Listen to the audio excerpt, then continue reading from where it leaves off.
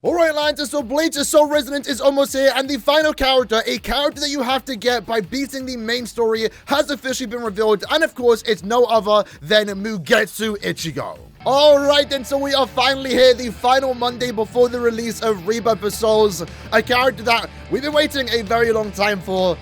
Dangai Ichigo is finally here, let's see it. And listen, I'll say how it is, I'm a Full Hollow fan over a Dangai Ichigo fan, but if this character looks good, he looks good. Alright, so we're just jumping straight into his signature move. Is that the hand? He's got a parry. Garganta spill. Are you scared? What am I looking at? You can't understand is taking There's music place playing. before your eyes. He did something there. Wait, what? Honestly, I'm just so sick of your crap.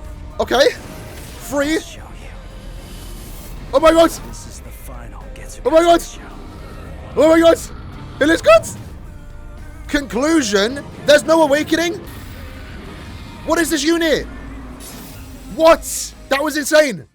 Okay, we have to rewind that. Let's actually take this in. Oh my god. So what very well might be our most unique character in the entire game, the final Ichigo Kurosaki, is described as a risk it all in a single destructive blow. The end of a substitute Soriba now turned into a blade. And that, in of itself, sounds super cool.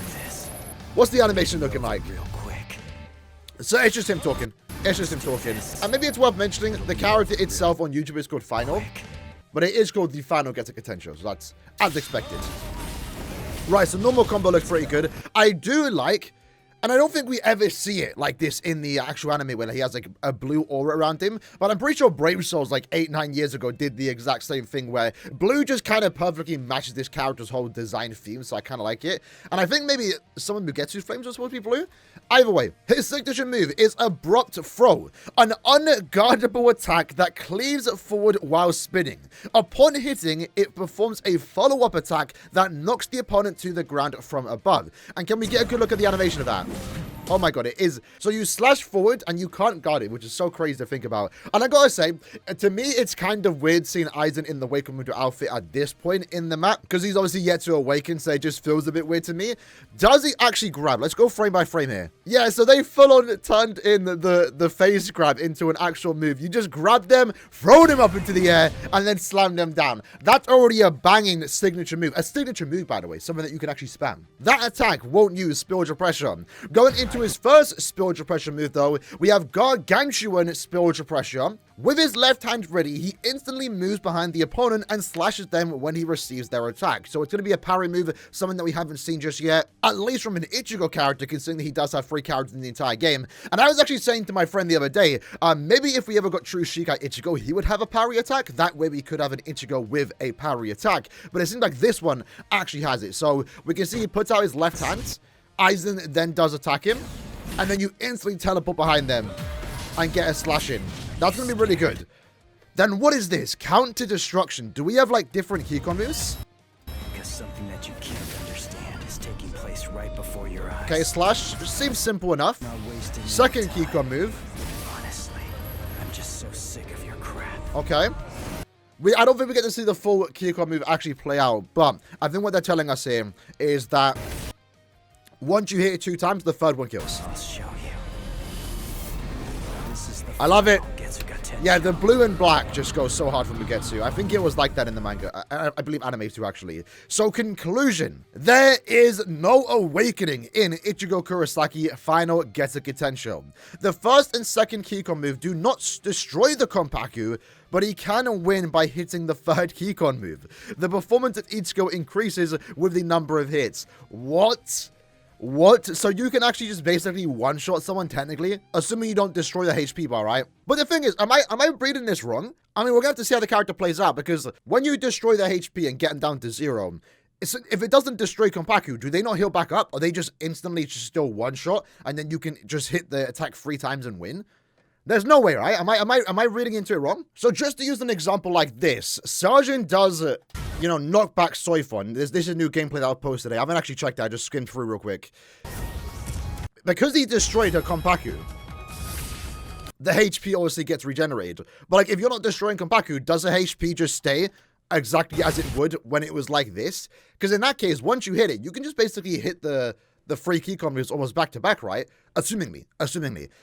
And if that's the case, that's kind of crazy. And furthermore, it just sounds more broken than it actually is. Like, how can you actually potentially just win the game in 3 keycon moves without needing to reset the HP? If that assumingly is the case. But, you know, at the same time, if there was one character to be this different, this unique, it is a final get to contention Ichigo. And, you know, now that I think about it, since I did mention at the start, Ichigo doesn't have an awakening, but he does have a theme song, which we can hear in the game right now. So I think his theme song just automatically plays like when you play the character, which would be really cool.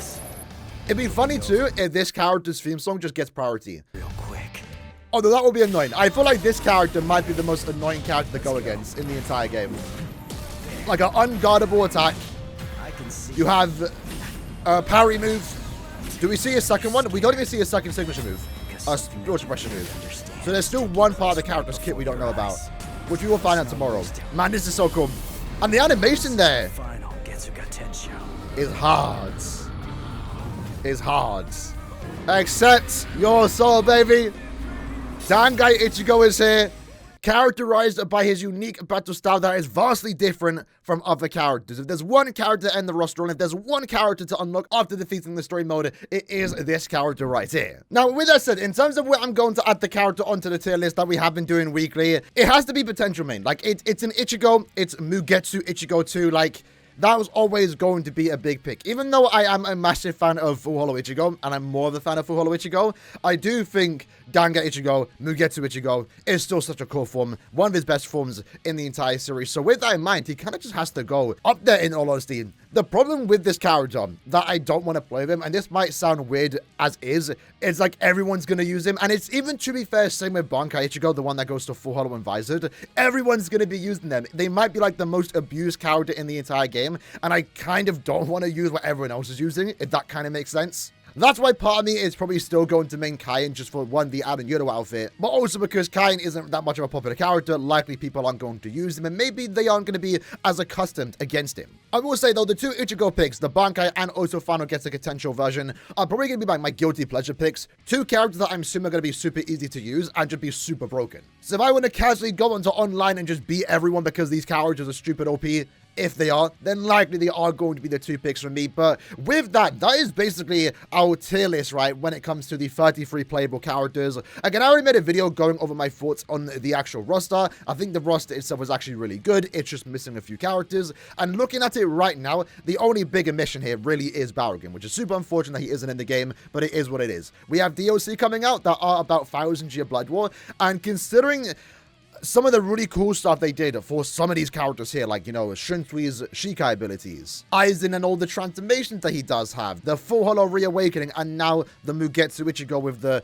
no awakening, but he can actually one-shot you once he gets that third Keycon move off. All of that just sounds really cool, so I'm very excited to see what they are going to do with 1000 Year Blood War characters. And I think one of the shoe-ins that everyone would agree with is Unohana. Like, she has to be one of the DLC characters, and her Bankai is actually really cool, so I'm excited to see how that is going to look in-game. But yeah, it is kind of funny that in this list that we have a bunch of characters no one went into maybe not/nut, and I'm probably going to make a separate video reorganizing this list because I think right now, just first glance, there's too many characters in potential main. You know, back then I put Kenpachi up here because he was one of the newer characters, but now I'm maybe feeling, maybe not.